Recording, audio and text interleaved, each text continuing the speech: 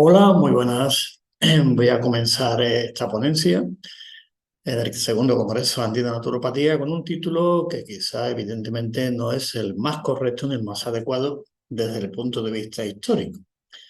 La elección ha sido puramente coyuntural, porque el título quizá más adecuado hubiera sido el criterio naturopático en tales siglos, en tales años, en tal tiempo histórico, o por ejemplo los antecedentes históricos de la naturopatía española, pero he introducido el término tradicional por, como digo, como elemento coyuntural y porque el título de este segundo Congreso Andino de Naturopatía, el lema es Tradición y Ciencia. Así que he hecho esta introducción con respecto al título, que es importante. Vamos a pasar a ver cuáles son esos antecedentes históricos de la naturopatía en España que se remontan a más de 1000 años. Documentado, me refiero cuando hay un documento, cuando hay datos suficientes a nivel histórico para decir hay existencia de tal. Que hay tradiciones orales anteriores, todo eso, evidentemente lo hay como en todos los sitios, pero en la historia, desde el punto de vista estricto sensu y método histórico-científico, nos vamos a remitirnos a la documentación histórica existente.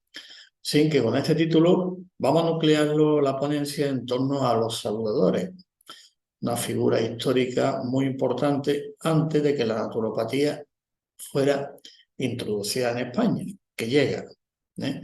No a lo genuino, pero tiene su antecedente en España, no. Quiere decir que la naturopatía entra y dice, de pronto, ¿había algo antes? Sí, una rica tradición enorme, lo digo, se remonta pues más de 1000 años. ¿Eh? En ese contexto histórico, vamos a desarrollar principalmente la figura de los saludadores, que eran nombres que tenían estos personajes muy interesantes. Se ven personas o personajes, ¿no?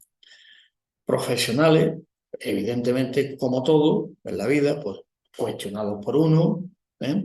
Por otro, tenidos muy en cuenta, evidentemente, pero a desarrollarlo desde el punto de vista histórico, es decir, con un criterio histórico. Pero vamos a situar el contexto anterior, de dónde viene esa tradición de los saludadores, concretamente, que se da a partir del siglo XV principalmente, XIV, XV, XVI, siglo XVII, XVIII incluso llega hasta el siglo XX. Hay un momento que todavía hay saludadores en el siglo XX en España que conviven ya con los primeros naturópatas. La naturopatía entra en España. Los orígenes de la naturopatía es en 1922, con don José Castro, primer titulado de naturopatía en 1922. Y el último saludador que tenemos noticias, lo comentaremos, es del año 1947. Por lo tanto, hay un momento que ahí conviven, ¿eh? Pero vamos a ver estos antecedentes, cuáles son, como digo, históricamente desde que hay documentación. ¿De acuerdo? La tradición oral siempre ha existido, y eso forma parte de la tradición, se llama oral, que se va recogiendo.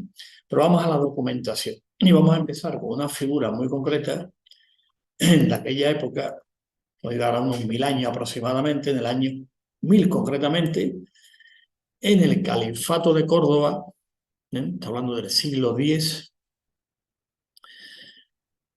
hay una figura concreta que ya aparece en aquel momento y aparece en la regulación. Es la primera regulación que hay a nivel mundial, ¿eh?, sobre las prácticas profesionales relacionadas con la sanidad. Hago esta parada para distinguir entre salud y sanidad. No voy a entrar en este debate que es interesante, ¿eh?, entre salud y sanidad, que no es lo mismo, ¿eh? Pero se empieza a regular, definiendo qué es cada uno y qué competencias tiene. Evidentemente, estamos hablando del siglo X, ¿eh? Califato de Córdoba, la primera que hay a nivel mundial. No había ninguna. Por lo tanto, la figura que en aquella época, de origen árabe, es el mutatasbi. Y la clasificación que se hizo durante el siglo X en el Califato de Córdoba para la regulación de lo que ellos denominaban los sanadores. Porque a veces la historia, cuando se está escribiendo la historia, siempre se ha dicho, la historia la escribe quién, dice los vencedores hasta quien le interesa, pero también, evidentemente, la historia también es su método y método científico. Se pueden abusar de los términos, que si este era esto, este era aquello, por inventar se pueden inventar muchos términos. Pero si nos vamos al sentido histórico y a las traducciones históricas de los nombres, evidentemente hay que hacerlo dentro de la mayor, ¿no?, legitimidad, sino acercando y aproximando lo más posible al momento histórico. Por lo tanto, en la regulación te va a regular lo que se llaman los gremios de sanadores, es el término traducción literal. En ese gremio, pues, la clasificación era la siguiente. La primera estaba el al-Hakim, que era el sabio, que este era un título general que se daba en toda la cultura árabe en general, que era el sabio, que sabe evidentemente, como su palabra indica, vuelve a decirlo, de todas las materias, no limitándose exclusivamente a las ciencias de la salud. Término ciencia sanitaria, que era el término que se utilizaba después, se tradujo al latín como tal, es scientia sanitaria.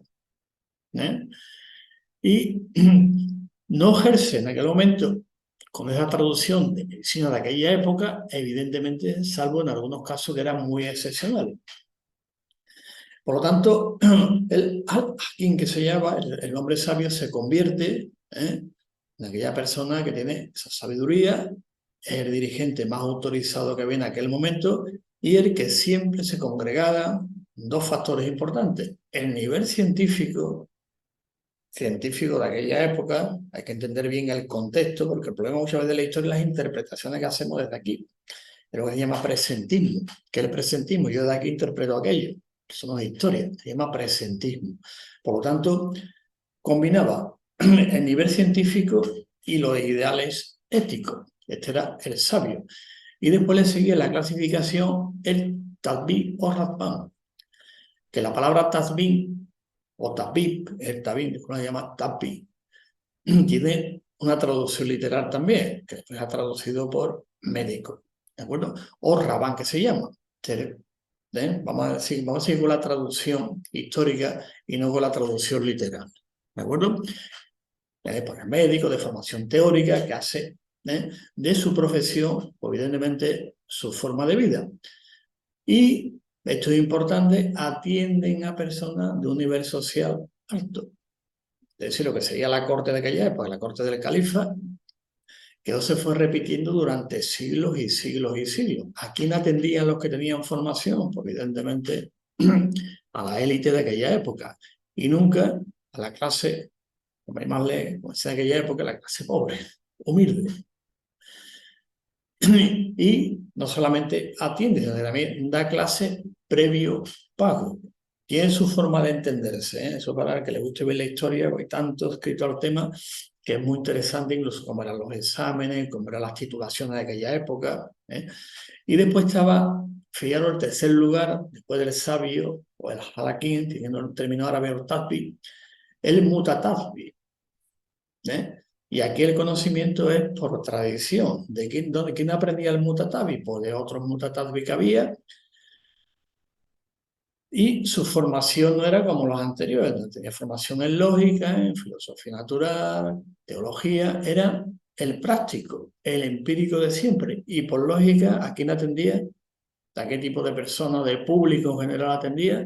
Pues evidentemente a personas que no atendían los otros, es decir, a la clase humilde, a la clase pobre, como se decía en aquella época. ¿Y de quién aprende? Pues de todo lo que había, de cualquier lugar y de cualquier sitio.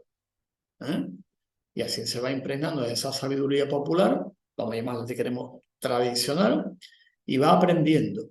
Pero estaban sometidos a lo que se llama en aquella época los tratados de la Ishba.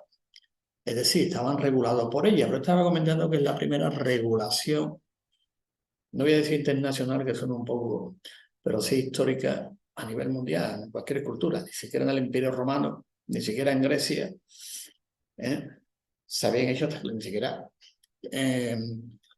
posteriormente, con los godos aquí en España, los visigodos, una regulación de esta índole no se había hecho de esta manera. Había fórmulas, ¿no?, que se fueron elaborando en los famosos concilios de Toledo, pero no tan definido como está aquí. Y se diferenciaba, que esto es importante, de los mudawi. ¿Quién era el mudawi? Pues el mero curandero. Por lo tanto, esta es la primera clasificación, y aquí está el mutatasbi, que podemos decir que era el antecedente histórico de lo que ahora somos naturópatas aquí en España. Y los antecedentes históricos también de los saludadores como tal. Esta figura, si ahora vamos a ver algunas, las figuras más destacadas de los mutatasbi de aquella época, y uno de ellos es Muhammad Ashaf. Hubo algunos más también, en Almería, muchos más sitios, pero por destacar uno de ellos, diríamos como del más famoso y más destacable, sobre el que se ha escrito más, que es Muhammad ibn Shafra, que su nombre clásicamente se le ha llamado así, ¿no? El nombre completo es Muhammad Ali Farai al-Fahiri al-Kirbayani, pero clásicamente se le conoce como Muhammad Shafra. Era originario de Crevillente, y también en aquella época, vamos a situarnos en el contexto histórico, del Al-Ándalus, de aquella época todavía, vamos a situarnos, ¿de acuerdo? Y Granada, el reino de Granada, en el reino era Marruecos, posteriormente Marruecos, y tenía su contemporáneo Ibn al-Jatib, no confundirlo con Ibn Játima. El Jatib era de Granada. Se trataba más que de un médico, decían. ¿Por qué? Porque utilizaba también aspectos sociológicos y culturales, no solamente el mero hecho, entre comillas, curativo. Y también tener en cuenta otros aspectos muy importantes, como eran los aspectos sociales y los aspectos culturales. Y se le decía que era un práctico, un empírico. Por lo tanto, se clasificaba siempre, fijaros un poquito que es importante en las clasificaciones, según quien escriba la historia, lo he puesto aquí literalmente, dice no académico. Era tan académicos como los otros, que tenían un conocimiento también, y ese conocimiento llevado a la práctica tenía sus funcionalidades y funcionaba. ¿De acuerdo? No voy a entrar en el debate entre los académicos y no académicos, se ha ido repitiendo, pero es que siempre, como he dicho, quien escribe la historia ya sabemos que la escribe. También se puede reescribir la historia, se puede de otra manera, se puede revisar también, es decir, que todo eso es totalmente válido. ¿De acuerdo? Por lo tanto, subrayo, lo he puesto entre comillas, como no académico, sino el empírico, puesto que su ciencia estaba constituida. Esto le dice Ibn al-Jatib, que también criticó a Ben Játima, a Ben Játim, de Almería, lo criticó por lo mismo, ¿no? Por la formación. Ese gran debate, tú tienes más, yo estoy formado, no, parece que es histórico. Y, fíjate, pongo aquí entre comillas, y leo literalmente, cito las numerosas tradiciones orales de la gente de su tierra. Esa es la ciencia suya, la tradición oral. Y lo denomina mutatabi, denominación que aparece en el encabezamiento de su obra, como él escribe. La única obra que nos ha llegado de Muhammad Ashafra. Aquí os pongo el nombre en árabe, si hay alguien árabe quiere traducirlo, el Kitab. Y si traducimos a español, es el libro de la indagación y la ratificación sobre el tratamiento de las heridas y tumores. Qué curioso, un empírico, ¿cómo lo enfocaba él? Vamos a ver algunos datos también históricos sobre Muhammad Shafra. Aquí está la portada del libro que sobre él escribe, pongo aquí el autor, aquí está la bibliografía por si queréis el libro, es muy interesante. Y en ese describe todo en general, entre ellos destaco la metodología utilizada por Muhammad Ashafra, el Mutatasbi. Y la describe de la siguiente manera. Son dos intervenciones concretas. La primera alude, por ejemplo, él cuenta, va contando a quien estuvo en un momento dado asistiendo, tratando. Primero se trata, Ali dice, un lechero a lo que observó una mancha roja del grosor de un dinar, la moneda de aquella época, en la espalda. Su mitad interior estaba negra en una superficie equivalente a un quirate, moneda más pequeña, en forma de cuadrado. Añade el hecho de que este lechero estaba al principio de su edad madura. Y, por tanto, ¿qué es lo que hizo? ¿Qué le puso? Un apósito que estaba formado por el licio, licio bárbaro, que es la espina alta, el glaucio disuelto en agua de rosa y jugo de cilantro, famoso coriandro santi. Y según cuenta dice, ella resolvió, bueno, por eso he comentado antes, evitemos siempre el presentismo. Es que eran curanderos, es que era así desde aquí, desde aquí. Si lo vemos de aquí, sí. Ahí estamos viendo, estamos en otra época. Estamos hablando del siglo X, siglo XI, ¿eh? Cuidado. Y lo que había, lo que había. Ahora, evidentemente, sabemos la base científica del lisium, por ejemplo, del cilantro, cómo funciona, el agua de rosa, ya sabemos la base científica, cómo hacerlo. Vamos a hacer casi lo mismo, sí, pero como decía Aristóteles cuando acuñó el término tecné, saber haciendo hacer. Este dato es muy interesante como lo hice, después le puso. Y el segundo refiere de un soldado, un arquero, que tenía en la espalda un tumor que se extendía sobre una superficie como de un cuarto de pie, medidas de aquella época, y presentaba una serie de pequeños agujeros. Un curandero, vimos la clasificación antes, la diferencia entre curandero y mutatalvi. Fíjate lo que hizo el curandero, le había aplicado una cataplasma de diaquilón, la cual le había hecho padecer mucho y le había causado fiebre.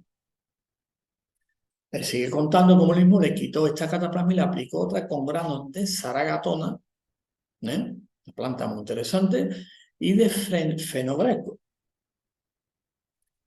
Famosa lolva o trigonela, el fenogreco, que hizo morir, es decir, secar el apostema y logró restituir la salud. Es importante la clasificación, como distingue uno del curandero y como lo distingue del tazbir, traducción médico, pero no. El sabio, vamos a traducirlo en español, sería el sabio, filósofo, tal, que combina el concepto científico, ético, filosófico, el médico con su saber también. El mutatazbir, que sería el naturópata, si lo queremos traducir libremente al español, igual que tazbir. Por libertad se puede traducir, estaba el curandero.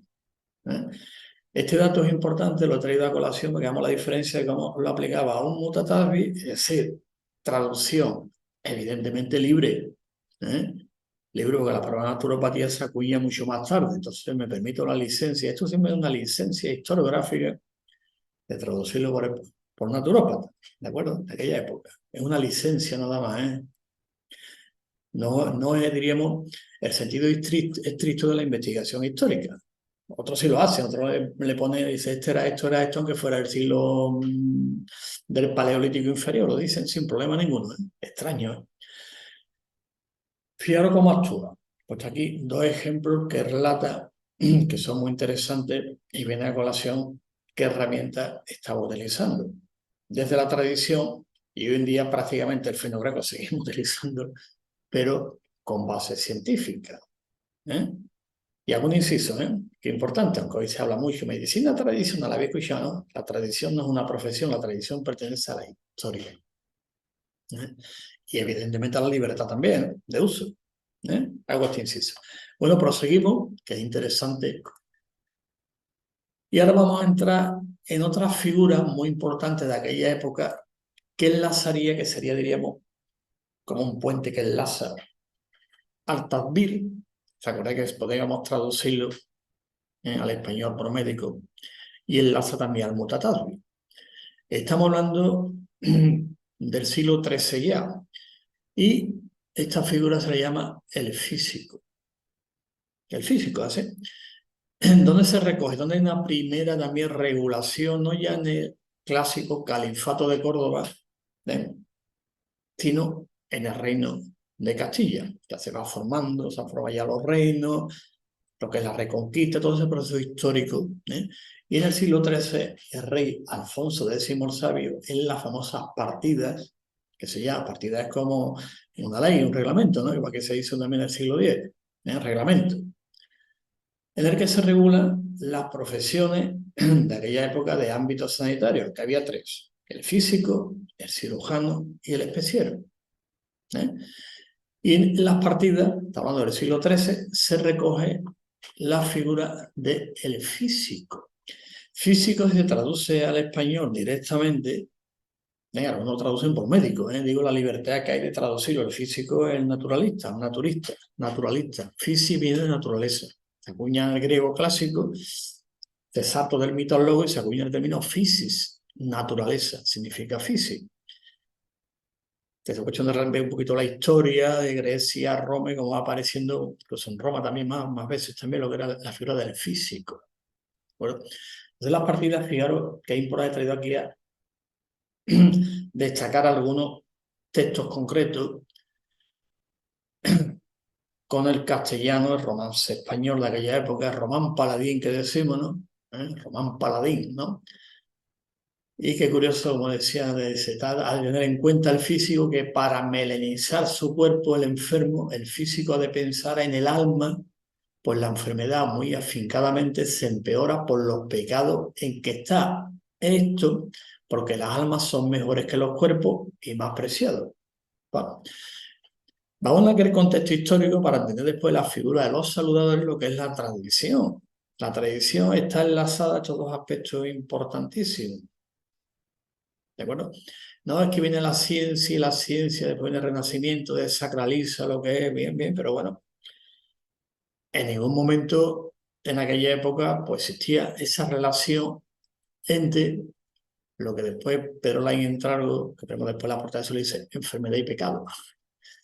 No se puede separar, toda la Edad Media va relacionada. La Edad Media, siguiendo el pensamiento de Santo Tomás de Aquino y después de Gara de Bingen, que lo desarrolla muy bien, también del siglo XI, hay un orden natural y un orden del ser. Y mi ética es adecuar mi deber ser al orden del ser. Por lo tanto, quien respeta la naturaleza, quien vive de acuerdo a leyes naturales, vive de acuerdo al orden del ser. Y ese ser, en la Edad Media, el ser supremo era Dios, ¿no? Pero eso es importante entenderlo en su contexto. Fuera del contexto, curanderos, tal, otros utilizaban métodos científicos lógicos, como utilizar el método científico en aquella época. Tenían su método científico, como estamos viendo, la tradición y la práctica. Hemos visto a Mohammad Shafra, cómo lo aplicaba y se funcionaba, versus a los curanderos. Esto es importante destacarlo. Relación, pecado, para ponerlo en el contexto incluso lo físico de aquella época, se traduce libremente por médico, lo cual es una licencia, bueno, quizá porque aquí habla de, peor te utiliza melecinal, que se dice que los que desvían las enfermedades porque sufren grandes láserías y vienen a la muerte, a morir, y los que se hacen llamados físicos, que no son tan solamente, han de tener en cuenta no solamente las enfermedades para dar la salud, de manera que no enfermen. ¿De acuerdo? Le ponían mucho énfasis que el físico tenía la obligación de mantener la salud para que no enfermara. Pero ese mantener la salud estaba dentro de un contexto histórico, de un contexto religioso y de un contexto sacralizado, que no se puede olvidar el siglo que estamos viviendo. En otras culturas siempre se da lo mismo, esa relación que hay con la naturaleza, que hay con la trascendencia, con todo eso no se puede olvidar. Que hoy en día, evidentemente, en la naturopatía ese concepto se recoge, evidentemente, pero desde el siglo que estamos ahora, el siglo XXI. ¿De acuerdo? Otro texto también sacado de las partidas de Alfonso X el Sabio, he cogido algunos de ellos, estos son muy interesantes también, incluso como tremendo, ¿no? Las penas que le podían poner, caerle también al físico, si utilizaba algún producto, etc. Está muy bien redactado la partida de Alfonso X el Sabio. Dice que el físico ha de combatir la tristeza. La tristeza, ¿para qué? Para que la vida sea florida de hermosura. ¿Por qué? Porque el triste o la tristeza no solamente consume la carne, sino que también desgasta los huesos. Es interesante. Digo, por el tema de la relación cuerpo, mente, espíritu, que se habla mucho, integrativo, holístico, tal, esto está recogido en toda la tradición y los contextos históricos se recoge prácticamente, como dice también todos los textos, se ponen de acuerdo, porque también en la historia está el consenso, a partir del Renacimiento. Estamos dando una serie de cambios también respecto, pero todavía estando en el siglo XIII, vemos una relación tan importante entre el aspecto como aquí la tristeza emocional con el consumo de la carne y el desgaste de los huesos. ¿Es interesante este dato? Sí, porque es tradición y está recogido. Y hay otro texto también que destaca otra cita, que si un físico diese una melecina de manese que muriese el enfermo, debe ser desterrado a alguna isla por 5 años. Y si fuese un siervo todo el tema, según señor y su libre albedrío, pues tendrá que hacer algo. Pero fijaros que había también un aspecto sancionador también en la normativa. Lo comenté antes y lo he puesto aquí al final, para que veamos el concepto que hay de perder la salud, cuál es la función del físico, que es mantenerla y tener los dos aspectos importantes. El alma, evidentemente, cuando el alma se aparta del camino, del orden del ser, eso se le llama pecado. Y después un aspecto muy importante como era la tristeza, que puede afectar también. Por lo tanto, está hablando del siglo XIII, tiene en cuenta al ser humano en su relación con el orden natural y con el orden del ser. Y a partir de ahí pues, se desarrolla toda una metodología que se llama los físicos, que después evolucionó posteriormente todos los temas, a otro concepto más actual. ¿De acuerdo? Pero el físico, pues, desde mi punto de vista, es un enlace entre la anterior tradición, o la de los mutatables, y los propios saludadores. Algunos dirán que puede ser quizá un exceso de entusiasmo histórico, pero bueno, para eso estamos. Quien quiera criticar o quiera escribir después, pues el debate es muy, muy interesante e importante para que la ciencia, en este caso la historia, la ciencia histórica avance también. Y en una época muy importante, como estamos viendo, donde no hay una línea divisoria entre lo que es ciencia y religión, entre razón y fe, como estamos viendo. Ya Santo Tomás de Aquino intentó conciliar la razón y la fe. Su famosa expresión que recoge la Summa Teológica, que es una ponencia que también di en su momento sobre este tema tan interesante de la escolástica, pues plantea los principios. Oye, no es incompatible la razón y la fe, ¿no? No es incompatible, decía él. Intentó conciliarla. Pero esa línea divisoria, como hemos visto antes, no estaba muy, muy definida. Y se hace particularmente al observar ya la figura que entramos ya del saludador.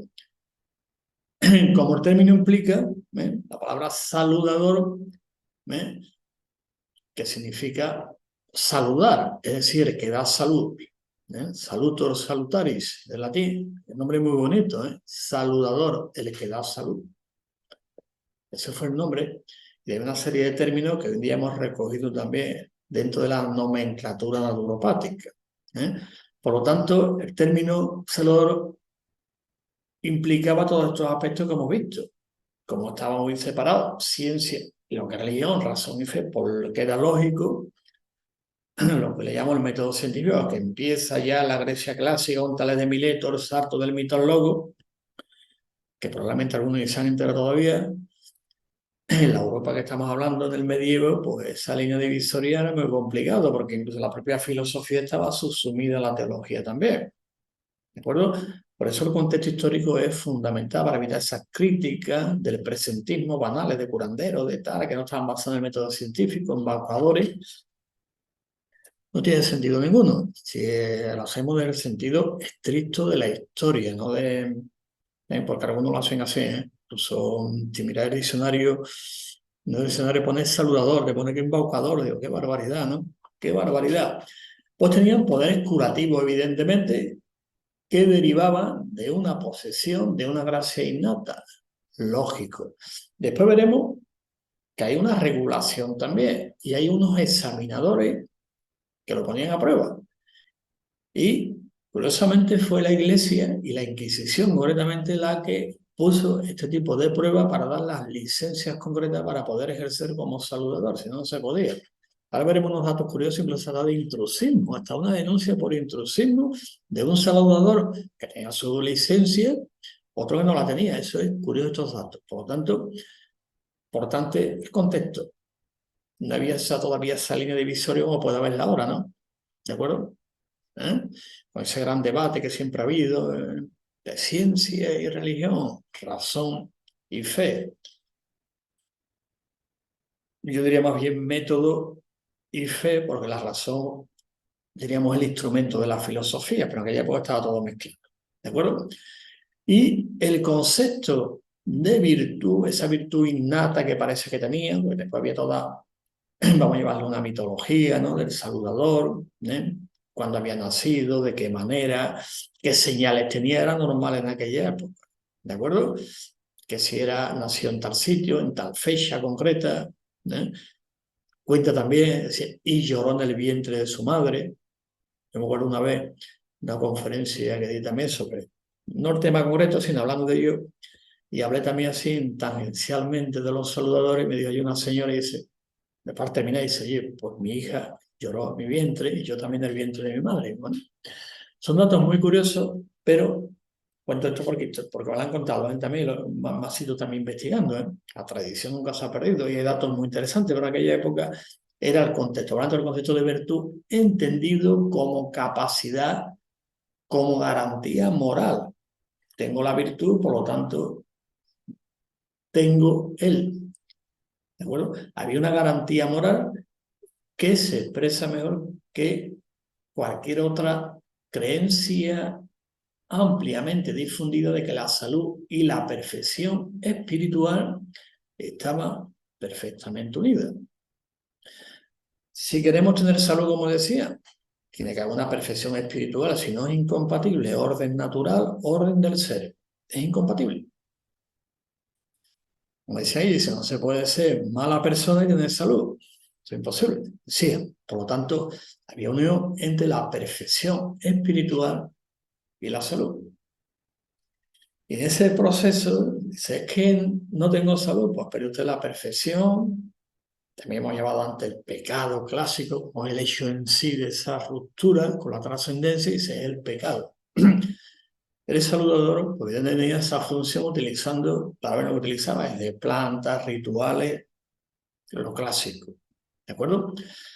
Y, y esta realidad, esa unión del aspecto cuerpo y espíritu, evidentemente, de la perfección espiritual y la salud, si no es que no la había, pues esta realidad implícita significaba que tanto las causas como las curaciones de muchas enfermedades de aquella época se atribuyeron a las cualidades del bien y del mal de ciertos agentes que estaban supuestamente dotados de ciertos poderes extraordinarios. No hay que olvidarse de lo que estamos viviendo, echar las facultades, que había que estudiar, que había que hacer un examen, que tenemos un título, ¿de acuerdo? Y todavía pues ni la genética está avanzada, ni la física, química, biología, entender en el contexto, y lo repito, porque estoy cansado muchas veces de escuchar lo que es el presentismo, es que estamos, cuidado que lo estás haciendo desde aquí no se entiende, hay que ponerte allí. ¿Esto se puede trasladar al siglo XXI? Sí, pero han pasado muchos siglos, ahora tenemos el método científico, tiene que pasar por el método científico, ¿de acuerdo? Se puede decir. Pero el método científico anula, no, al revés, es el método. Método significa, viene del griego odo, odo significa camino. ¿Hay un camino para llegar a un sitio? Sí. Buscando la mayor objetividad posible, que al final no existe, la intersubjetividad sí. Y ya la humanidad pues, hemos acumulado un gran conocimiento. Pero ese conocimiento no significa dejar otros elementos, que también lo he hablado muchas veces, sobre lo cualitativo y lo cuantitativo. Por lo tanto, es importante este concepto que estamos hablando, repito. Perfección espiritual, salud, es un concepto clave en todo el medievo y anterior del medievo también. Y el éxito de los saludadores, que fue enorme, tenían su licencia, como veremos, tenían que hacer sus pruebas, sus exámenes, entre comillas, una prueba, tu licencia y después tenían su salario. Claro, después han contratado y veremos después algunos datos que he puesto ahí muy interesantes lo que cobraban, que no era algo gratuito, por lo tanto estaban integrados perfectamente en la sociedad de aquella época y demandados, no demandados judicialmente, ahora me refiero que solicitaban sus servicios también. En todos los municipios, incluso algunos, pues incluso hasta tuvieron con lo que ahora se llamarían peritos judiciales, ¿no? La Inquisición también es muy curioso, ¿eh? Y muy interesante. Por lo tanto, el éxito de los saludadores evidentemente no se basó exclusivamente en curar enfermedades, sino también en señalar su causa y sobre todo discernir la influencia de los maleficios, brujería, todos aquellos aspectos que la persona decía, ¿y por qué no encuentro la perfección espiritual? Bueno, puede que haya también estos elementos. Repito, el contexto es fundamental. Lo que estamos hablando, ese contexto de esa magia que siempre en aquella época ha existido. ¿Eh? Proseguimos y ahora vamos a ver ahora un tema. Aquí está el libro que os comenté antes, la portada de don Pedro Laín Entraro. Os recomiendo que después veáis una biografía, ¿eh?, con respecto a los muratabi, los saludadores, pero aquí es un clásico sobre enfermedad y pecado. Pero Laín Entraro, uno de los mayores historiadores, evidentemente, de la medicina, y es recomendable para entender el contexto histórico, y si todavía eso es extensible al siglo XXI, porque todavía queda esa extensión al siglo XXI. Dejo esto entre paréntesis por si alguien después quiere debatirlo, y hacer las preguntas oportunas. Por lo tanto, el trabajo de los saludadores siempre iba más allá desde puramente el físico de aquella época, que se traduce por médico, pero el físico. E iba mucho más al físico utilizado por lo clásico. La teoría humoral de Galeno utilizaba también algo de alimentos, frío, caliente, húmedo, etc. Las purgas y la sangría, ese era el método clásico utilizado. Punto. De ahí otros aspectos, temas culturales, religiosos, espirituales, antropológicos, no lo tenían en cuenta. Por lo tanto, el trabajo del saludador siempre iba más allá. Tenía una función social mucho más amplia. Por ejemplo, esta que os comento aquí, que he estado leyendo, un estudio muy interesante en el Reino de Valencia, en Aragón, en muchos sitios, cómo se llamaban a los saludadores, ¿no? Cómo tenían que evaluar este tema. El tema, por ejemplo, estoy comentando aquí, confirmar, por ejemplo, públicamente que se había lanzado hechizo, que es que lo había. Estamos en aquella época. Vámonos a aquel contexto histórico. No podéis pensar, ¿pero qué lo repites tanto? Que hay que repetirlo, si no, quien lo entiende bien no hay problema ninguno, pero como también están escuchando personas con formación científica y proveda, pues mira, es importante ponerle el énfasis, ¿de acuerdo? Y va mucho más allá, incluso lo que ahora se llama eutanasia también, ayudando a personas en fases terminales, como le ayudaban también, como decía, a salir del cuerpo. Mediante unos rituales que hacían, era impresionante la labor social y, por ende, cultural y antropológica de los saludadores. Y esta aceptación que había de los saludadores estaba muy arraigada, evidentemente, porque pasa igual que los muratabes. ¿Quién atendía? Pues uno atendía a la corte, a la élite, y otro atendía al que no podía. Y eso están en los estudios estadísticos, y dice cuántos físicos de aquella época y cuántos había después que salían de las universidades, de aquella época, que no había todavía, ¿no? En los reinos de aquella época, la España de aquella época no la había. Por lo tanto, ¿a quién atendía? Se veía poco. Y a la población que la atendía por los saludadores. Y esta aceptación se basaba en una mitología, utilizó el término mitología, estricto sensu, muy arraigada, según la cual, lo que hablamos antes, la gracia o la virtud de vida, esto es importante, que yo tenía ese desarrollo que llamaba a nivel espiritual tan enorme, por las circunstancias de nacimiento, por una serie de circunstancias, tenía gracia o virtud divina. ¿Y esto cómo se manifestaba? Pues una capacidad no solamente para curar enfermedades más virulentas de aquella época que estamos hablando, sino también cualquier tipo de desgracia, porque también atendían a personas, animales, y las cosechas también, que lo llamaban también muchos pueblos, para decir, bueno, aquí hay algo, no llueve, hay sequía, puede pasar algo. Para una aquella época que algunos critican, no, es que ellos decían que con la saliva curaba la rabia. Bueno, es que todavía Pasteur no había descubierto lo que había descubierto. Estamos hablando del siglo, como hemos dicho, del siglo XIV, siglo XV. Es normal que en aquella época dijera, bueno, vamos a utilizar los saludadores. Utilizaba, evidentemente, la palabra, ¿eh? Y dentro de la palabra también la saliva, que también la utilizaban como elemento que se utilizaba clásicamente, ¿eh? Pero lo que había, y si hay rabia, pues ¿qué hacemos? Pues rabia en aquella época no se entendía, ¿no? Hasta que Pasteur lo descubre, ¿eh? No se puede decir, no, es que eran unos ignorantes, hombre, es como decir que lo del paleolítico inferior era todo el mundo ignorante, menos nosotros que estamos en el siglo XXI. Eso se llama un poquito de desfachatez histórica. Está hablando de contexto histórico y la historia avanza. Antes no existía, no se descubrió, después se descubre. Hay un cambio, evidentemente, ¿no? Por lo tanto, los saludadores también atendían también este tema concreto, cosecha, animales, personas, todo. Por eso, evidentemente, fueron aceptados socialmente.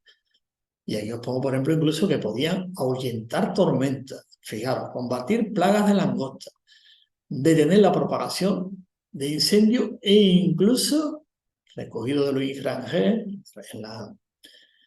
en su obra Aspectos médicos de la literatura antisupersticiosa española del siglo tal, Salamanca, Universidad tal, año 53, página 66. Fijaros lo que dice.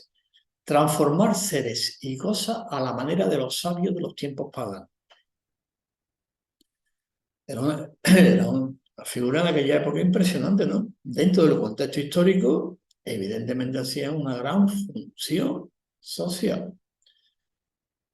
Esto es importante destacarlo porque es lo que había, no había otra cosa. Y al no haberlo, cada uno es fruto de su tiempo, de sus circunstancias, y la historia tiene sus razones.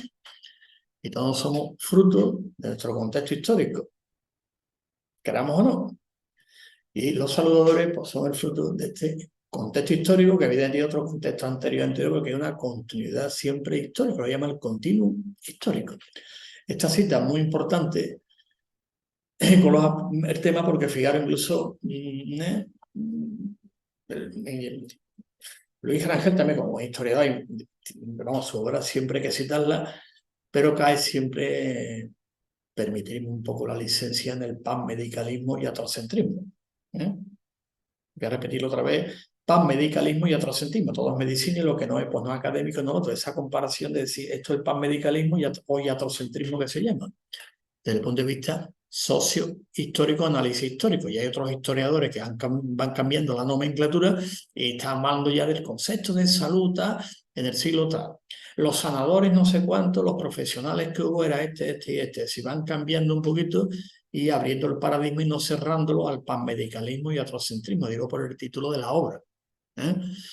Vamos a ver,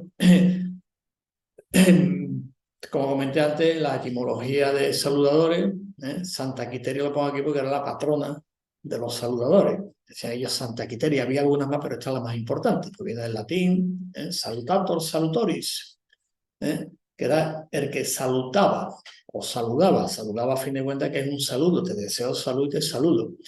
Restaba la salud, es decir, heredador de salud, ese es el nombre concreto y la traducción literal.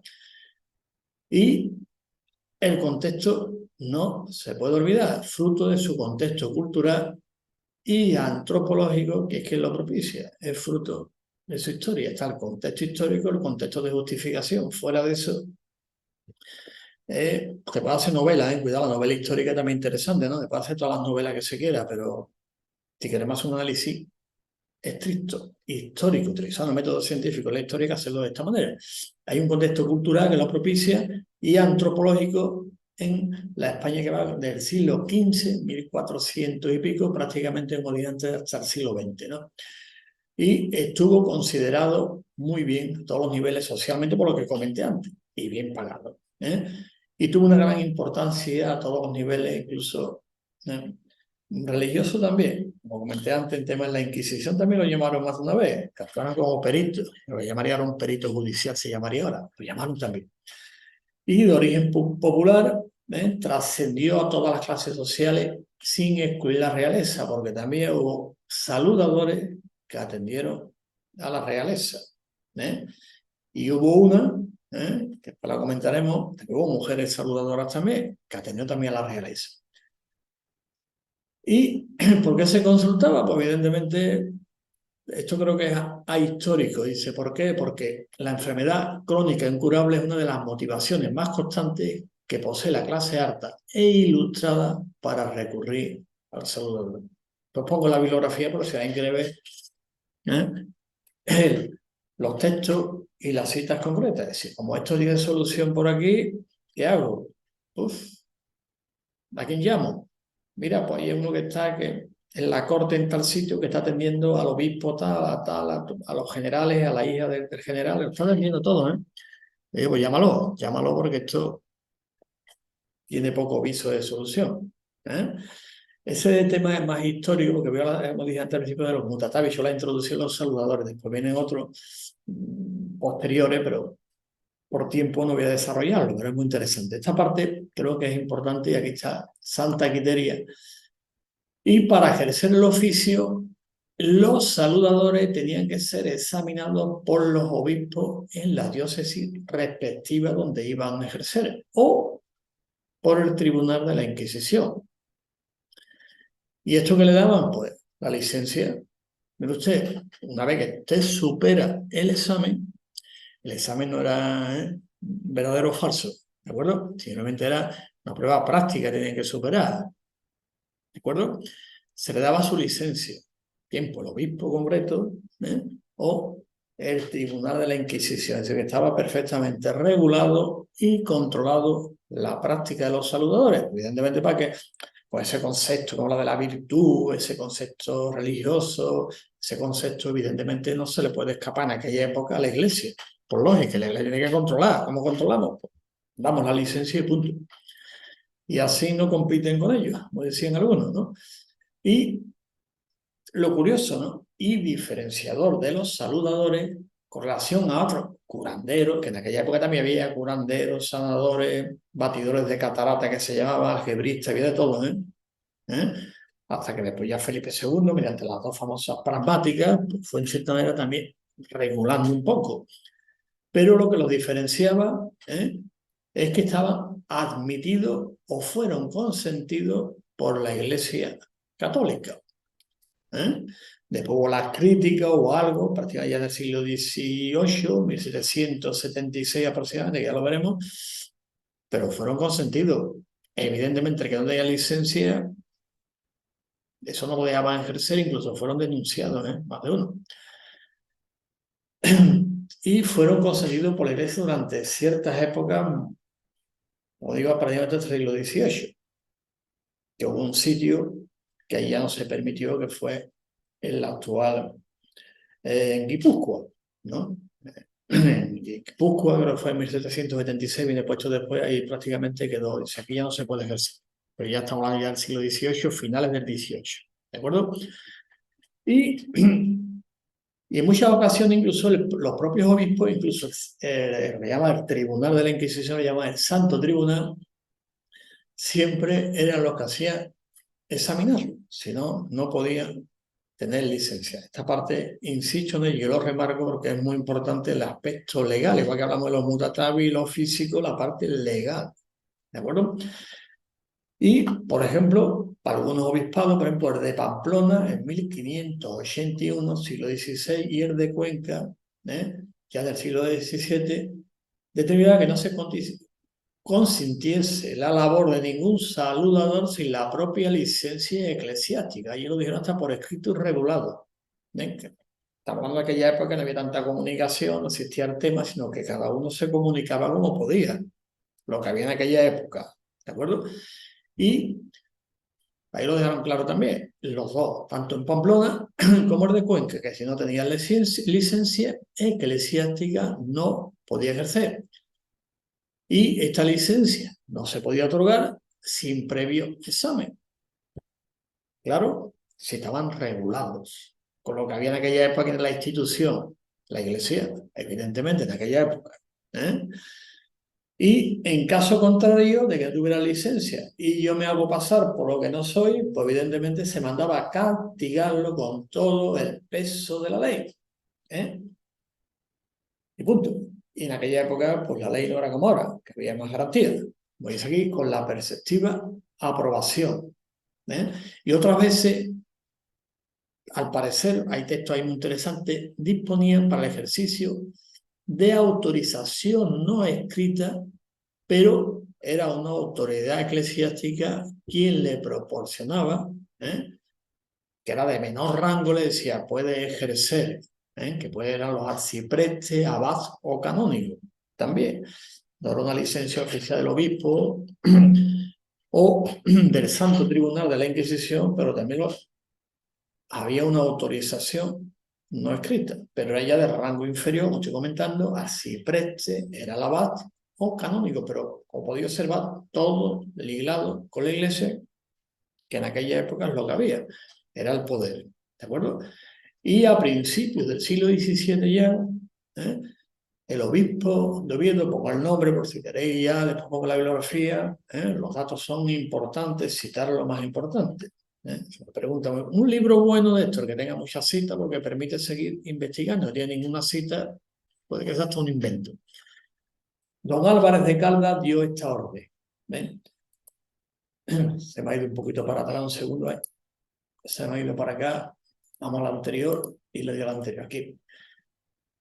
La siguiente orden, pues pongo la referencia bibliográfica. Mandamos que los saludadores sean examinados y no les admita ninguna cura o consejo sin nuestra licencia de nuestro previsor, so pena de excomunión de aquella época o una multa de 1000 maravedíes.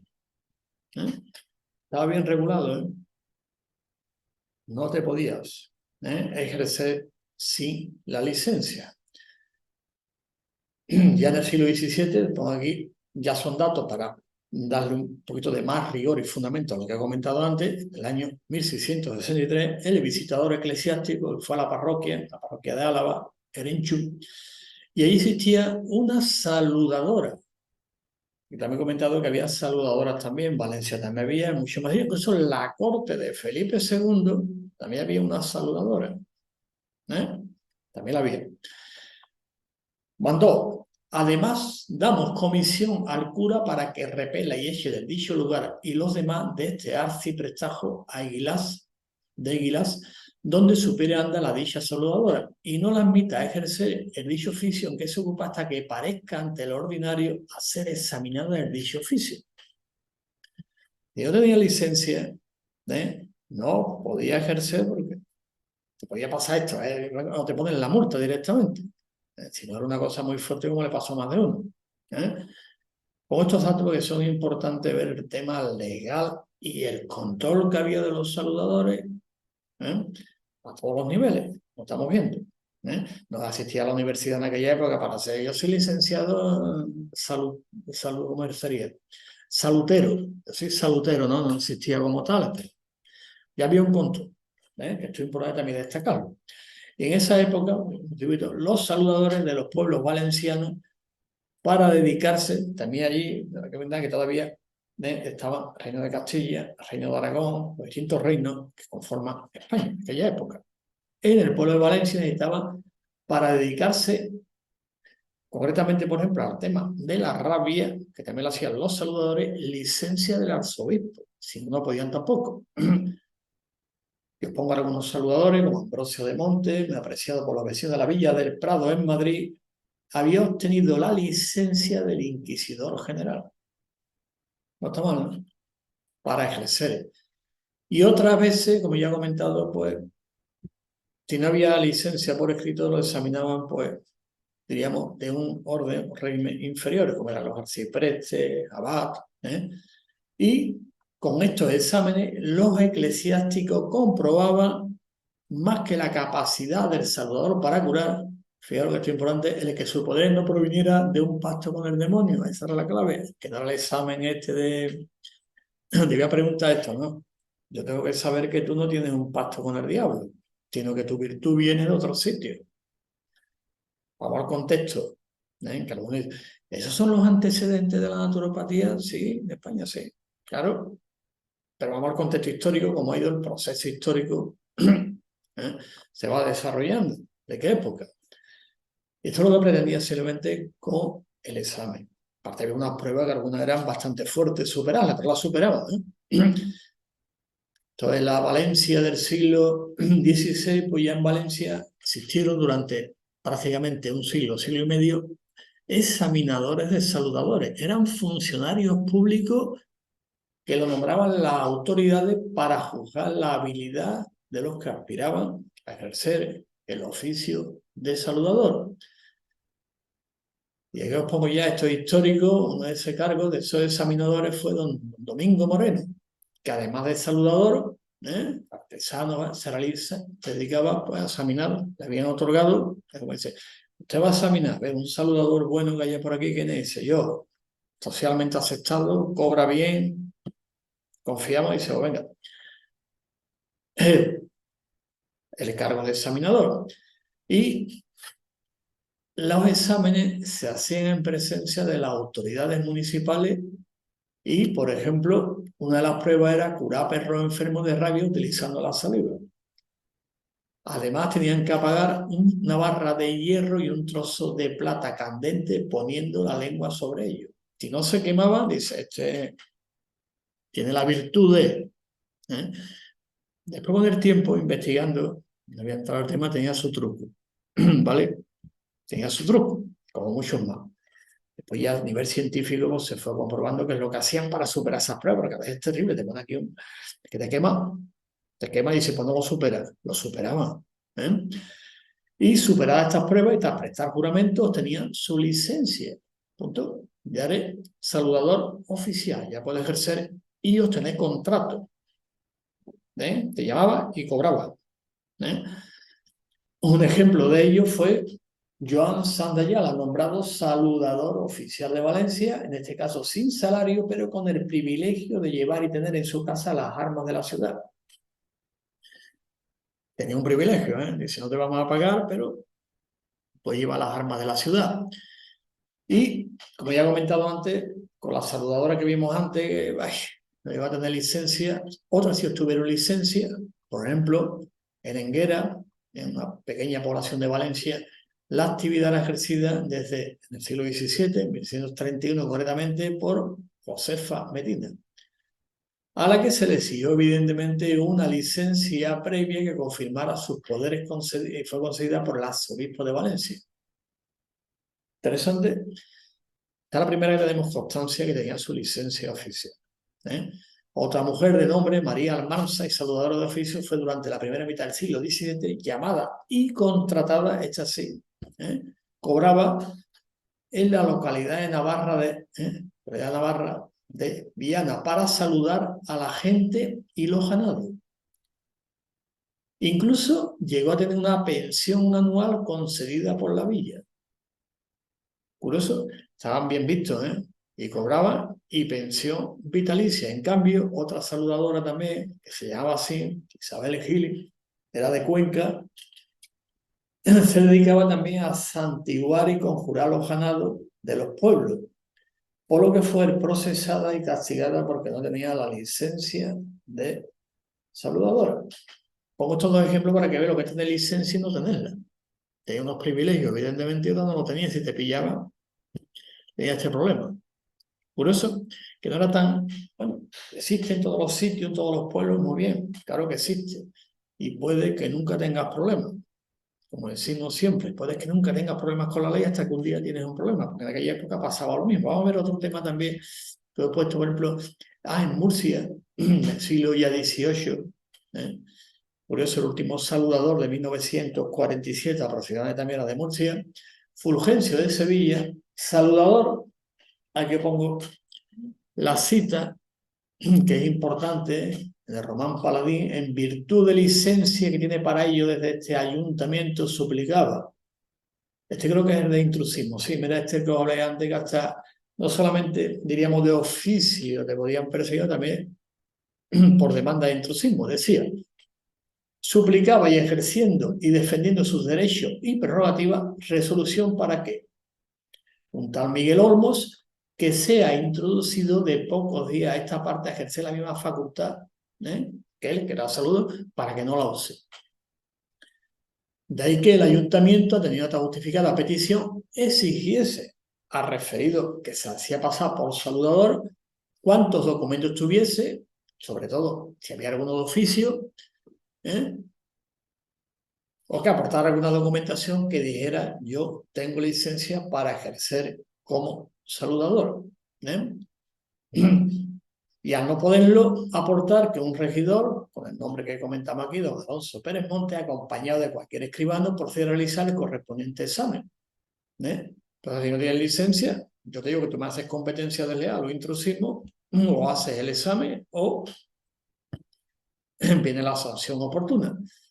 Ya ha entrado un poquito más en el siglo XVIII, 1712, y sin que haya aparecido ni demostrado ningún tipo de documentación, se presentaba ante el Consejo Murciano nueva queja del ya mencionado saludador, diciendo, oye, que no presenta ninguna prueba ni documentación, argumentando la intromisión en sus derechos profesionales. ¿Y eso qué era? Mire usted, que ejerce el oficio de saludador sin licencia. Por lo tanto, pedía la supresión de tales excesos. ¿Y esto qué nos indica? Que el fenómeno de intrusismo, entendiéndolo como la presencia de personas que no están capacitadas, y que en este caso no tenían licencia ninguna, pues también se daban los saludadores. Interesante este dato también, y estamos hablando de principios del siglo XVIII. No estamos hablando del siglo XIX, el siglo XX. Y ahora vamos a ver un poquito para darle también más fuerza a la argumentación que aquí desarrollando respecto a los saludadores por los contratos y salarios. Vamos a nombrar algunos de ellos, que es importante. Los saludadores pues, eran requeridos, contratados y económicamente, pues en algunos casos como cobrando incluso más que los físicos. Que hablamos antes, ¿te acuerdas de los físicos que hablamos antes? Cobraba incluso más, Y lo contrataban los consejos o ayuntamientos, ya sean de ciudades, ya de pueblos. Incluso en algunos casos concretos, creo que lo he puesto aquí, si no, pues lo comento, quizá lo haya puesto por aquí también, pero es que a veces tantos datos, muchos de ellos, algunos tenían hasta una cantidad permanente o contratos anuales, ¿de acuerdo? Hasta anuales tenían los contratos, ¿no? Igual que los médicos de aquella época, los físicos, los boticarios, albeiteros son los veterinarios de aquella época, cirujanos sangradores, sacristán, guardas de campo, o a la renta del toro semental, como decía, es decir, que tenían exactamente igual que otros profesionales, estaban equiparados, saludadores. Y podían pagarle una cantidad de dinero, incluso algunos le pagaban en especie, ¿no? Que era una cantidad de trigo para que atendiera a los vecinos y a sus ganados. O sea, que atendía a personas, a ganado y a la cosecha también. Y si el saludador vivía en otra población que no estaba cerca, que no era de ese municipio, que no llegaba, pues evidentemente se comprometía a hacer un par de visitas al año, coincidiendo con primavera y otoño. Curioso el tema, ¿verdad? Y cuando se le avisaba por haber ocurrido algún caso concreto de rabia, pues tenía que asistir, pero mínimo eran 2 veces al año. Estaba todo, como podemos observar, muy regulado, para la época que estamos hablando. Otras veces, evidentemente, pues se fijaba la cantidad en función de los servicios. Cada vez que el saludador es llamado y dice, ¿cuánto cobra? Te cobro tanto, pues se le pagaba.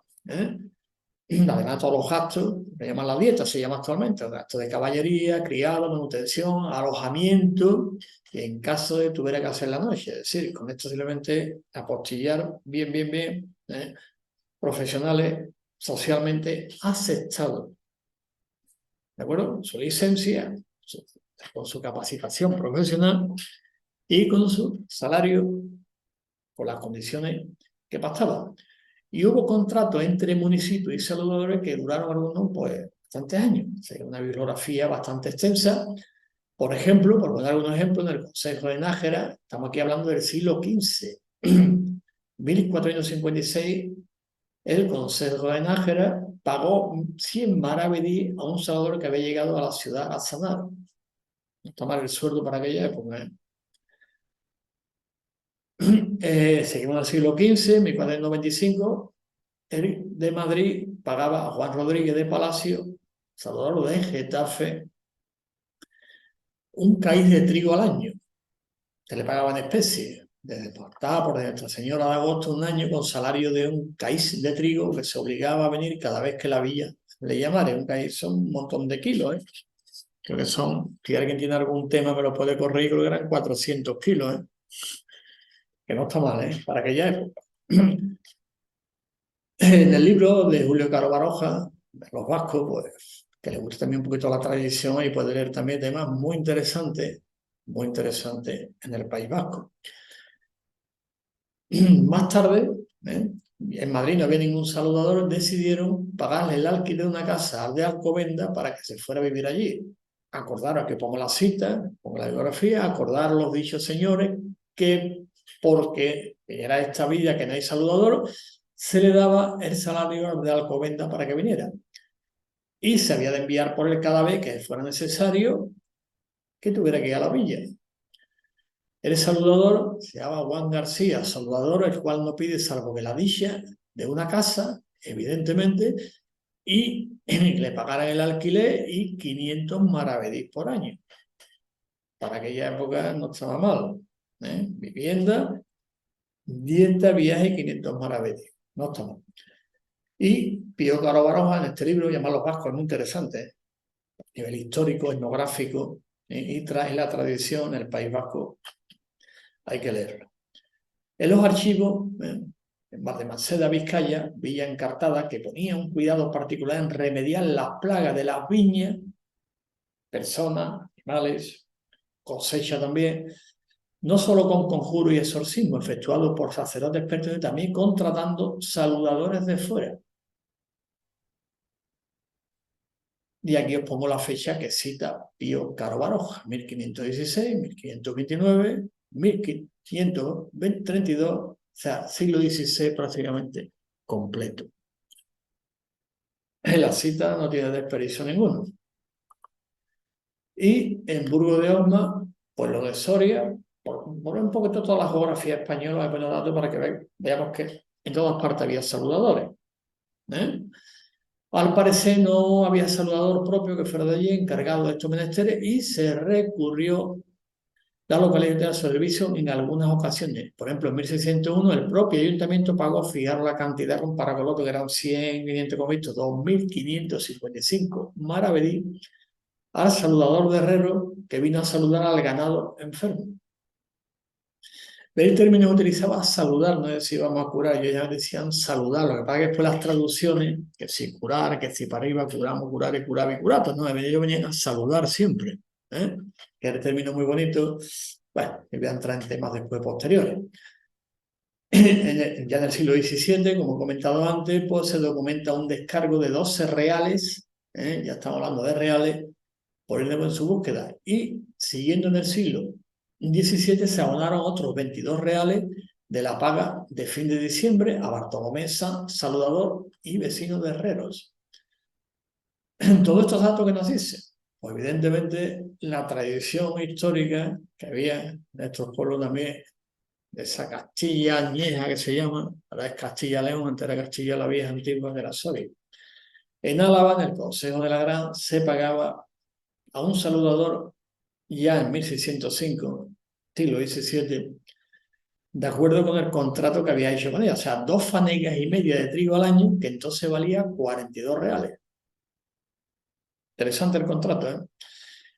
En Valencia, el pueblo de Enguera, el 3 de julio 1621, siglo XVII, a Alfonso de Medina la cantidad de 4 libras que se habían de pagar anualmente y le nombra saludador.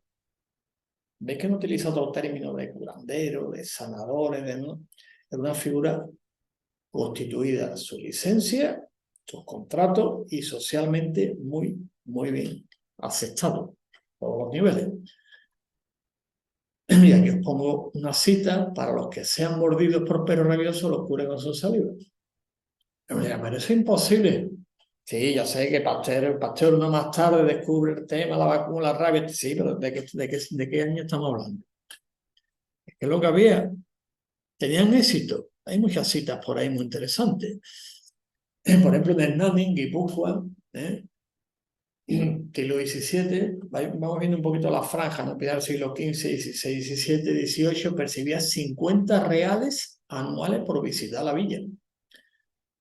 Marzo y septiembre, primavera y otoño. Y en Valencia, ya en el siglo también posterior, bien entrado ya al siglo XVII, 1661 abogaba ante el Consejo de Aragón para el nombramiento de un saludador y subiría un salario, que era necesario que hubiera. Entonces no había, o iban al pueblo de al lado a otro sitio, había que buscarlo. Y en 1670 pedía licencia para dar a sí mismo un stipendio al saludador de la ciudad. Pero lo importante, primero la licencia y después cobra sin licencia. Hay un riesgo, como vimos antes, o que te denuncien directamente la propia Santa Inquisición o el obispado o la propia iglesia de aquella zona, o sea, un saludador que diga, estás haciendo lo mismo que yo sin licencia, encima cobrando, ¿no? Interesante. Y por ejemplo, en Orihuela, en el siglo XVI, según nos cuenta Rufino Gea, para combatir los males se disponía de 4 boticas, 5 saludadores y 3 médicos de aquella época. Subrayo 5 saludadores para dar la importancia que tenían los saludadores en aquella época. Y cito a Rufino Gea: 5 saludadores, 4 boticas y 3 médicos, que eran 3 físicos. Traducción, voy a llamarle historicista. Este dato es importante tenerlo en cuenta también. El León, todo lo que es con el Consejo de Riaño, en el siglo XVIII ya, tenían la costumbre de contratar un saludador para que saludase. Ve los términos, lo traduzco literalmente, no decía para que curara, curaba y curata, es saludar, saludarse. Ve el término, qué bonito es el verbo, saludar, saludarse, saludador, salutante, ¿de acuerdo? A sus ganados. Aquí está la cita en el caso de Burón, según las ordenanzas municipales. El dicho saludador no debería de salir del consejo en el plazo de un año, es decir, que durante un año y el contrato de ahí no se podía mover, debiendo estar dispuesto en todo momento a atender las reses enfermas. Vamos viendo personas, ganado, cosecha.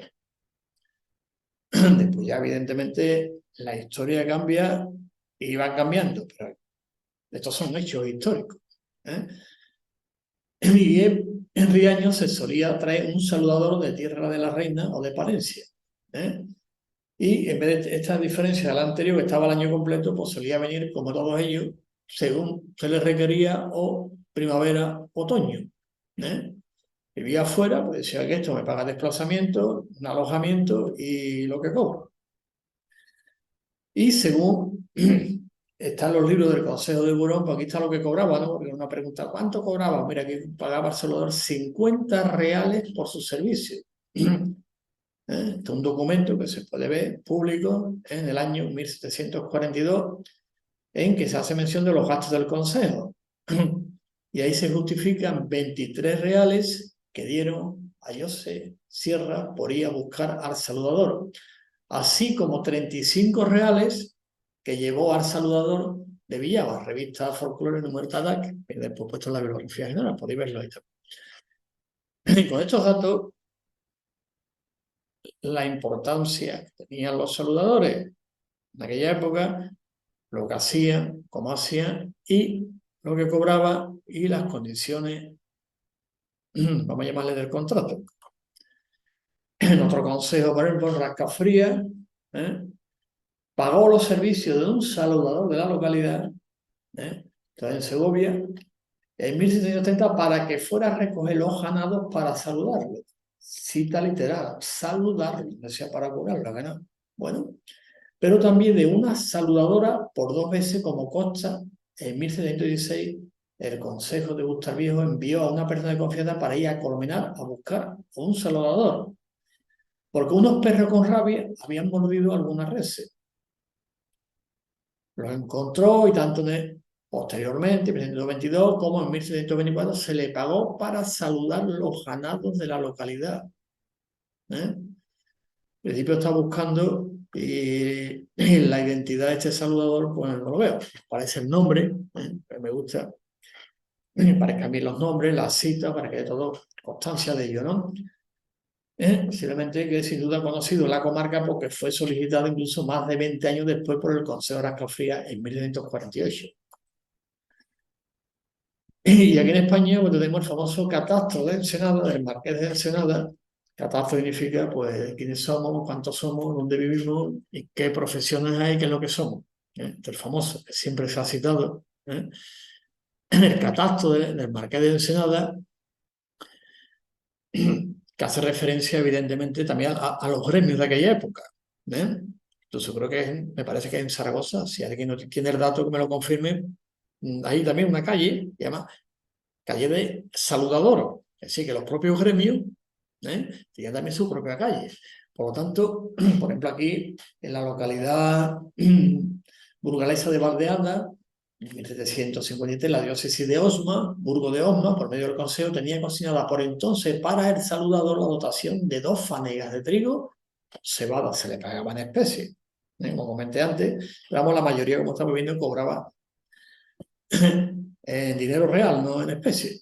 Y en el lugar de mayo, jurisdicción ya esto en Segovia, todo lo que es Castilla, el gasto anual del común considerado para el saludador y recogido en el catastro era de 69 reales. En moneda de aquella época, maravedí, como está viendo, reales también. Y ya a mediados del siglo XVIII, en el catastro de Ensenada que estamos comentando, se registran 5 saludadores en 4 localidades de Soria. Aquí os pongo algunos de ellos. ¿Cuánto cobraba cada uno? 400 reales.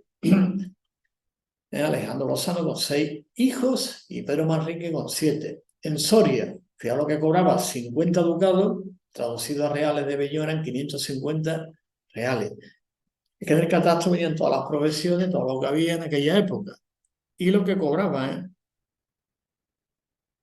y ya estamos entrando ya, como estamos viendo, en el siglo XVIII. Seguimos en Soria, por ejemplo, y aquí vemos también otro saludador, de renta al año de 229 reales, en otro pueblo de Soria, 550 reales, Felipe San. Entonces aquí voy poniendo uno por uno, por lo menos los que tienen nombre, no todos ellos, porque sería larguísimo todo lo que cobraba. Es para destacar lo que vimos antes. Tantos saludadores que había, tanto cobraba, y tenían el mismo rango y algunos un rango superior por lo que cobraban, para lo que le llamaban, los dispendios que tenían también, que era muy importante. Y en todo caso, pues la ganancia estimada o considerada aproximadamente para los saludadores en relación con los problemas sanitarios, médicos, boticarios y arbitreros era más menguada que la de estos. En algunos casos, como digo, era incluso mayor, como hemos estado comentando antes, porque dependía siempre del servicio. Porque siempre las intervenciones tenían un aspecto social y vamos a llamarle entre comillas también trascendente muchas veces. Por lo tanto, eran recurridos y se les pagaba, hemos comentado, o durante el año, por temporada o puntualmente, o en dinero real o en especie. ¿De acuerdo? Y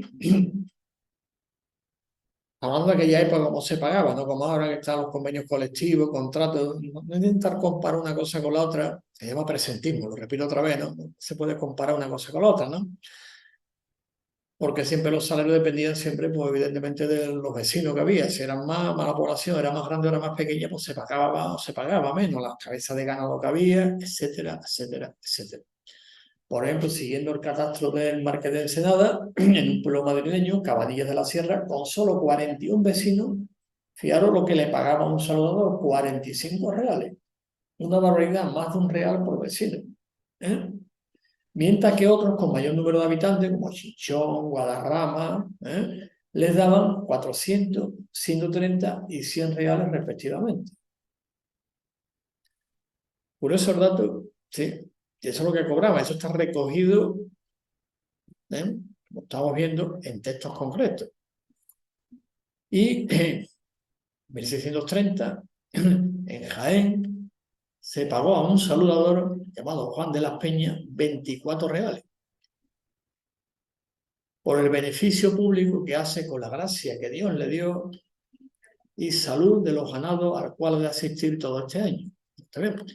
Siguiendo en Jaén, dio licencia en 1631 al saludador Gaspar de Blanca, vecino de Torredón Jiménez, que dice tener gracia de curar lamparones.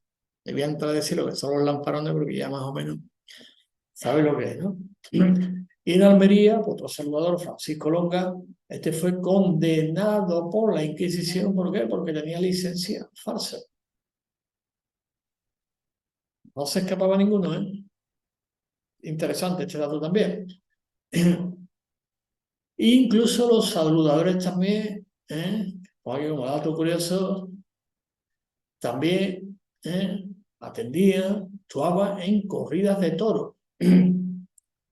¿Por qué? Porque se propagó la idea de que los toros castellanos procedentes de Tordesillas, que tenían que haber sido lidiados, de tal, la fecha que pongo aquí, 8 de julio del año 1677, padecía, fijaros, defecto de haberlos ojeado. O sea, un mar de ojos. Entonces, ¿a quién llamamos? Pues al saludador hay que llamarlo rápidamente. Entonces el ayuntamiento, en este caso el ayuntamiento de Pamplona, contrató al saludador Domingo Pesador y con una cantidad parecida a los extipendios pagado a los 14 toreadores, esos los términos de aquella época, serían toreros, que intervinieron. Y fijaros, los honorarios fueron rápidos, nos pegaron 15 días, a 20 días, pagó menos. Al día siguiente de la corrida se la abonaron los honorarios, pues lo pidió, termino, los toros también, todo está bien, ha sido un éxito, cobro. Interesante. Otro también de Almería, Francisco Longa, este ya lo he comentado antes, ¿no?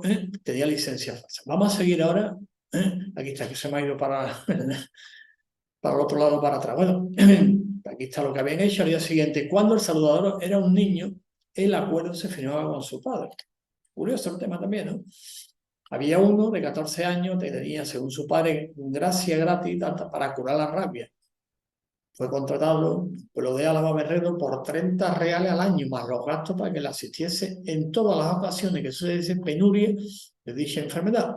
Tenía que acudir, como todos ellos, con puntualidad y solo aviso de palabra o escrito. Punto. O cuando él quisiera. Y otra cita de saludadores o salutadores, salutaris, como comentamos antes, lo podemos ver recogido en la obra de Jesús Callega e Iniesta Villanueva o en la de Mariño Ferro, que lo pongo después debajo para que podamos ampliar. Y había, por ejemplo, incluso municipios y hospitales, repito, y hospitales que contrataban los servicios de los salutadores o saludadores. Pongo los dos términos desde el siglo XVII como algo relativamente normal, aunque incluso en hospitales, pero siempre vigilados de cerca por la Inquisición, los cabildos y los consejos municipales. No podían ejercer sin licencia ni supervisión.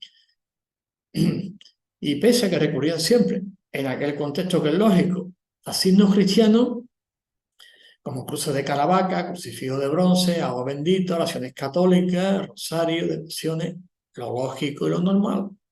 ¿De acuerdo? Lo lógico y lo normal, ¿eh? Hoy se puede decir, ¿tiene base científica eso? Pues sí, la tiene. La tiene. ¿eh? Y con estas notas historiográficas planteamos una línea de investigación muy interesante para aquellos que os gusten estos temas y queréis seguir investigando sobre el proceso sociocultural y antropológico de la práctica de salutación o saludación relacionada con los elementos naturales y sobre todo, importantes, ecosociales. Utilizaban de todo, plantas también, utilizaban alimentos, de todo. Entonces, como he comentado antes, la comida de toro, su eutanasia. Lo que se llama eutanasia, que en aquella época era facilitar la salida del alma, del cuerpo.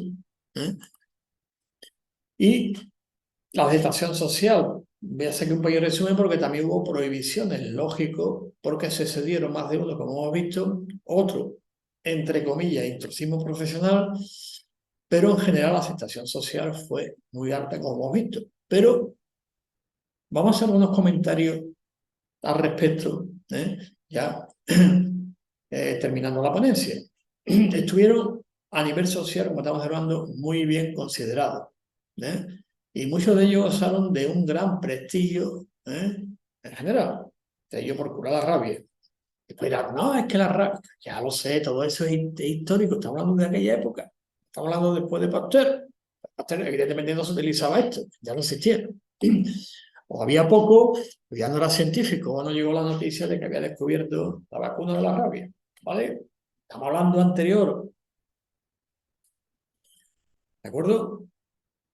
Entonces, oye, existía la luna antes de que fueran a la luna, la mirábamos, pero existía antes de que alguien pusiera los pies y dijera, esto existe. Estamos hablando de historia. No si era bueno, era malo, eran antiguos, eran no sé cuántos, hay que ver cómo son, la rabia no se puede tratar con ustedes, que fue anterior. Vamos a pensar un poquito y utilicemos la historia, en su sentido, vale la redundancia, histórico y científico, no, con las emociones de no me cae bien, no me gusta, eran curanderos, ¿vale? Estamos hablando de historia. Por ejemplo, hemos hablado de la corte de Felipe II, ¿se acuerdan que hablamos que también atendía? Mira, aquí tenemos la famosa saludadora Catalina de Cardona. Fue una famosa saludadora al servicio de Felipe II y de personas de la nobleza. Por su cambio que tuvo, que conozca su vida y obra, os la recomiendo, muy, muy interesante los cambios que hizo en su vida tan impresionantes. Por ejemplo, un saludador, José Méndez de Villa de Prado, estuvo exento, como los nobles eclesiásticos, de pagar la mayoría de los impuestos durante años. No está mala que no. Exento de pagar impuestos, ¿eh? Un reconocimiento social, ¿no? Otro ayuntamiento de Cáceres tomó el acuerdo de sesión plenaria celebrada el 21 de enero de 1894, fijaros ya donde estamos hablando, siglo XIX ya, ¿eh? De animar a los ayuntamientos de los pueblos limítrofes a fin de que todos unidos pagaran a un hombre para que sustituyera en el servicio militar a Felipe Cancho, saludador, porque era de gran utilidad a esos pueblos. Buen reconocimiento social a que se vamos a reunirlo, porque en aquella época, pues ya sabemos, la guerra de Cuba había que ir para allí, dice, pero si pago, a lo mejor no voy, bueno, vamos a reunirlo. Curioso, este dato también interesante, simplemente para reforzar la idea de la aceptación social tan interesante que tenía. Y en cambio otros, pues evidentemente ya he comentado, no tenían título, como ahora. Usted que no tiene título, entonces es un curandero, un charlatán, el que no tiene título. Pero tiene alguna gracia, sí, pero esa gracia no llamarle divina o de... tiene que estar refrendada. En unas culturas, que hemos hablado después por la Iglesia Católica, en otras culturas será por otros rituales, y cada cultura tiene que decir sí o no mediante un ritual. No puede decir, bueno, pues yo soy esto. Bueno, usted hay que tener un aval, ¿no? O alguien que la haya iniciado en esto, en un sitio, o un ritual que lo demuestre. Esto, en la época que estamos hablando, la Iglesia Católica lo tenía muy, muy bien controlado, pero evidentemente había los que no controlaban. Y las críticas oportunas que yo que no era. Vamos a ver que algunas, por ejemplo, sobre la Iglesia, por el primer punto, por ejemplo, es que incluso entre los teólogos expertos en el tema, las opiniones variaban, ¿eh? Y muchas veces eran ambiguas, ¿no? O sea, que daban la licencia, cuidado, decía, será o no será, porque simplemente era, como he comentado antes, intentar controlar que no fueran, sí, que eran virtudes, y las virtudes ya sabemos dónde viene, lo que es la gracia divina, ¿no? En aquella época viene de Dios. Y lo que no es gracia divina puede venir del diablo. ¿Quién lo tiene que dirimir? Pues la iglesia. Punto. Y después los ayuntamientos, lo que hemos visto, los cabildos, todo ese proceso que había antes, esa unión, como decía siempre, entre el poder terrenal y el poder divino. Esa unión que había. Bueno, estaba acordándome del Sacro Imperio Romano. Pues lo mismo, ¿no? Por ejemplo, en 1530, Martín de Castañeda y Pedro Ciruelo, ¿eh? Son dos autores que se puede ver, pero tienen dos puntos de vista diferentes. ¿Eh? ¿Eh? Ellos evidentemente empiezan a hablar sobre supersticiones, cuidado ya empieza un poquito a hablarse, si era superstición o no era. Usted es una creencia. La creencia está basada también en el nivel cultural y en el contexto histórico. No se puede sacar el contexto histórico. ¿Qué nivel cultural? Pues fijaros lo que decía uno y lo que decía otro, ¿no? Punto de vista muy diferente. Por ejemplo, Castañeda decía, el poder de los saludadores podría explicarse por su virtud, que procedía de su complexión natural, resultado del equilibrio de los cuatro humores que había en ella, cuatro humores galénicos clásicos, ¿no? Y así los cuatro humores, que son la cólera y la sangre, la flema y la melancolía, pueden existir en un cuerpo humano en tal armonía que de ellos resulta una virtud natural escondida. Siendo esto así, parece que los que demuestran tal naturalidad las virtudes no deben ser condenados. y parece que pueden llamarse saludadores a los que poseen estas virtudes naturales que no se hallan comúnmente en los hombres, salvo contados casos especiales. Esta es la opinión de Martín de Castañeda, siglo XVI. Bien, interesante para que veamos el contexto social, la aceptación social, que si hubieran sido individuos, que uno aquí, otro aquí, nadie se hubiera molestado en hablar de ellos, que no, no. Y Pedro Ciruelo, que era canónigo,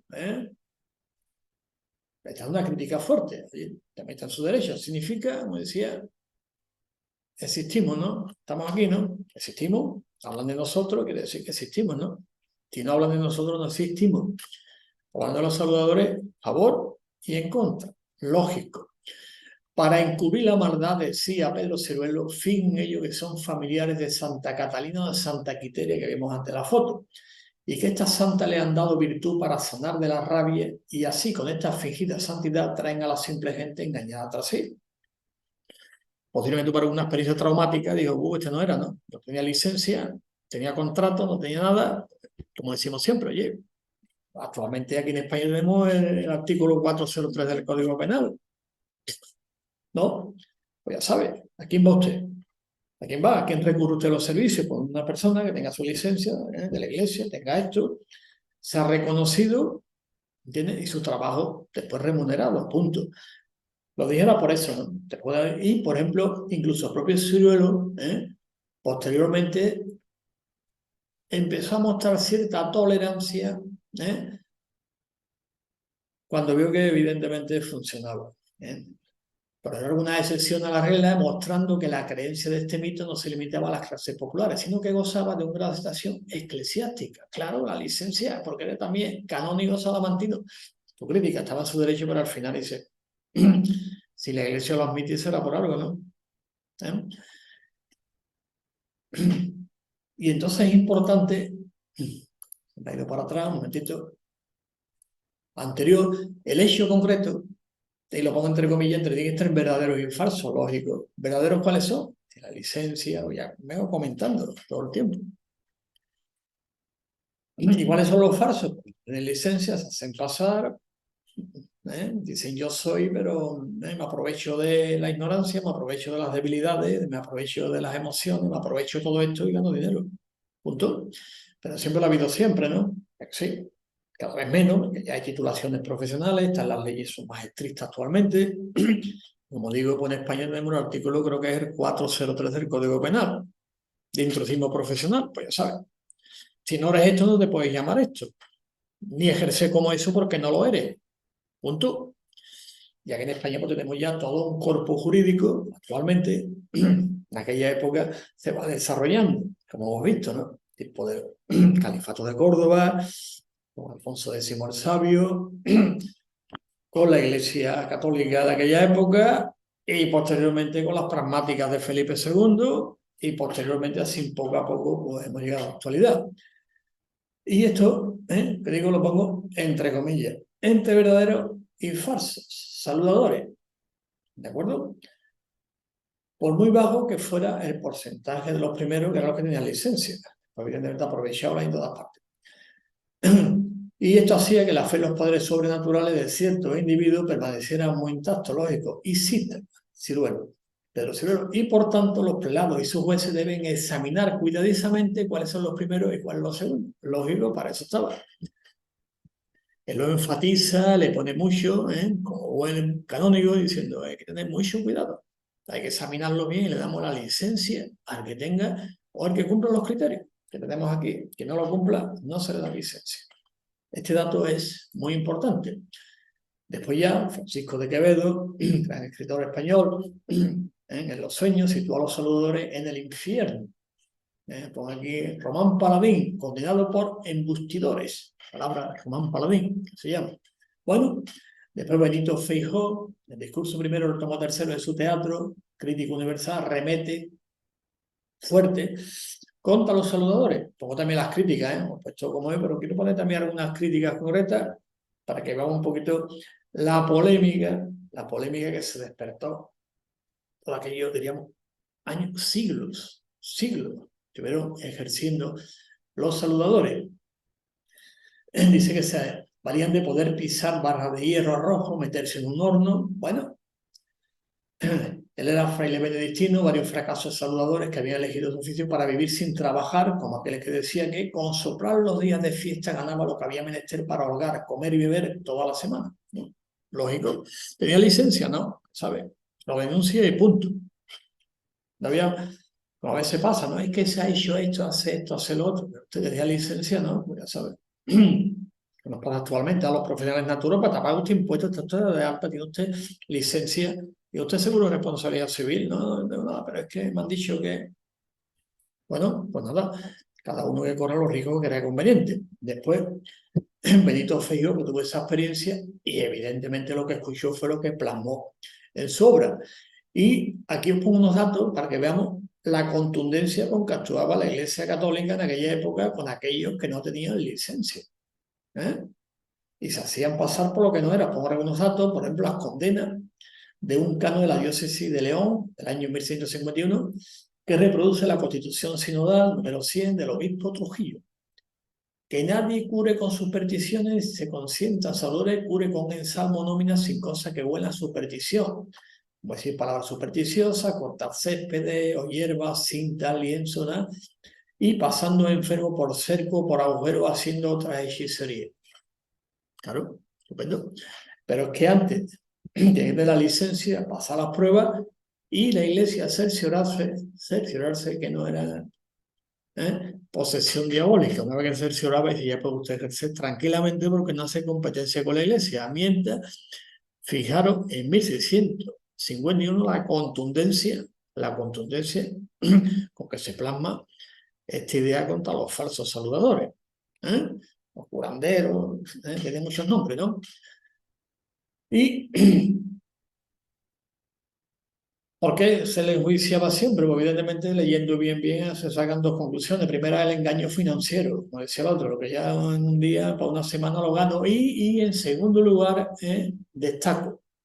Otra vez se me ha ido para atrás. Un momentito de lo anterior. Y otro, destaco en segundo lugar. Primero el financiero y segundo la competencia que pudiera representar para los representantes de la iglesia y la profesión médica oficial. Bueno, eso, si leemos todo lo que hay, venga, juicio, al final está la conclusión, el engaño financiero y la competencia que puede hacer la iglesia.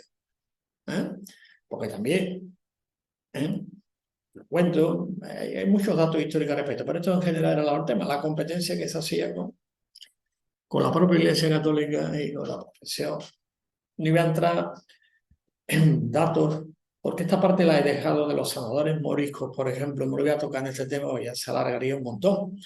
Pero ahí hay cosas impresionantes que lo dejaré para otro día también muy interesante de la historia de esta profesión, de la tradición, ¿de acuerdo? De la tradición. Y repito, la tradición. Por ejemplo, en Valladolid se procesa por estos cargos que hemos visto anteriormente a José Ignacio del Castillo, saludador natural de Fuensanta, en Cuenca, Puerto de Lloret. Aquí os pongo un montón de ellos que fueron procesados por el Tribunal de la Inquisición por saludar y sobre todo por pacto con el demonio. Fueron condenados por la Inquisición, pero solo por carecer de licencia o tenerla falsificada, que vengo insistiendo en el tema. Quien la tenía no había ningún problema. Si te pillaban, podías justificar, aquí está mi licencia, como le pasó a este que comentamos de Valencia. No presentó ninguna documentación y el otro dice, oye, que hace lo mismo que yo sin licencia. Punto. ¿De acuerdo? Siempre que no tuviera o la tuvieran falsificada, lógico. Eso el Código Penal lo recoge rápidamente. Como que mismo de Jaén que tenía un título y al ser procesado declaró que se lo habría hecho un catalán por 4 reales. Individuo de Jaén que tenía un título y cuando fue enjuiciado declaró, está puesto la declaración, se puede leer perfectamente, 1700 dijo, no, esto me lo ha hecho un catalán por 4 reales. Curioso, se le falsificó la licencia de saludador. Claro, pero te pillan, lógico. Pero el contexto histórico te puede trasladar perfectamente. Licencia. ¿De acuerdo? Y autorización. Y otros ejercieron, en vez de ensalmadores, conjuradores, santiguadores, ¿de acuerdo? Y evidentemente pues te pillaban, porque no era saludador con licencia. Y este dato histórico es interesante, te iba aludiendo que habían ido a la corte, atendían también. En 1696, la madre del rey Carlos II, doña Mariana de Austria, manda llamar a un conocido saludador manchego para que le cure de un saratán. Un saratán es un cáncer de pecho que se llevaba en aquella época. ¿Eh? Que quiera le guste la historia, que la lea, ¿eh? Murió el 16 de mayo de 1696 en Madrid. Pero fíjate lo que hizo, se llamó a un saludador. ¿Por qué? Porque fue diagnosticado de incurable por los médicos cirujanos de la corte de aquella época. ¿Eh? Lo de Felipe III no voy a contarlo porque digo no va a dar tiempo, ¿no? Es muy largo, muy bonito. Todos estos saludadores que empleaban en ceremonia oraciones cristianas, evidentemente, presignaciones, estampas, fueron perseguidos y castigados sin licencia ninguna. Lógico. Por ejemplo, otro saludador de Jaén, Rodrigo de Narváez, fue juzgado en 1572 debido a que por la invocación que tenía de los demonios decía cosas por venir y acertaba en ella y miraba las manos y decía lo que entendía de la raíz, pero no tenía licencia. Y decía que tenía un pacto con el diablo. Pero usted te pilla, no puede usted ejercer. En aquella época no se andaban, te pillaban, puf, listo. Y Pamplona, que comentamos antes las constituciones sinodales, en el obispado de Pamplona, el capítulo de Sortilegi se dispone. Por experiencia vemos que hacen gran daño a la República Cristiana, a los ensalmadores. Ve aquí lo mezclan todo, como ahora, ¿no? Mezclan naturales, alternativos, holísticos. Empieza a mezclarlo todo a los naturópatas también. Hago este inciso un poquito histórico, irónico, cuidado, entenderme la ironía de lo que estoy diciendo, todo el mismo saco. Bendecidores por lo que comúnmente los que usan semejante abuso quieren aplicar sus falsas palabras por vía de medicina que ni son ciertas ni aprobadas según nuestra santa fe católica. Y porque deseamos extirpar de nuestro obispado semejantes cosas. Tema y encargamos a los rectores, vicarios y confesores de este obispado en las confesiones tengan gran cuenta y cuidado de amonestarlo y corregirlo. 1581, siglo XVI. Entendamos el contexto histórico. Gaspar Navarro, canónigo de la iglesia de Monte Aragón de Toledo, aconsejaba a los vicarios generales y obispos que antes de dejar curar a los saludadores CDC vieran si lo hacían porque tenían gracias gratis, data, se refiere a esto textual, o si era por pacto con el demonio, que tenían que pasar el examen, quedamos la licencia, así de sencillo. No hay pacto con el diablo, entonces le damos la licencia. En Aragón también muchos se dedicaron a la hechicería sin tener licencia. Se pasaron al lado oscuro. Por ejemplo, Isabel Gil, vecina de Mira del Río de Cuenca, no solo era saludadora a mediados del siglo XVIII, sino que se dedicaba también a santiguar y conjurar los ganados de los pueblos próximos al suyo, por lo que fue procesada y castigada. No tenía o licencia o no tenía contrato. Si no había contrato, no podía ir directamente de un municipio a otro sin ningún contrato, sea verbal o por escrito, como hemos visto.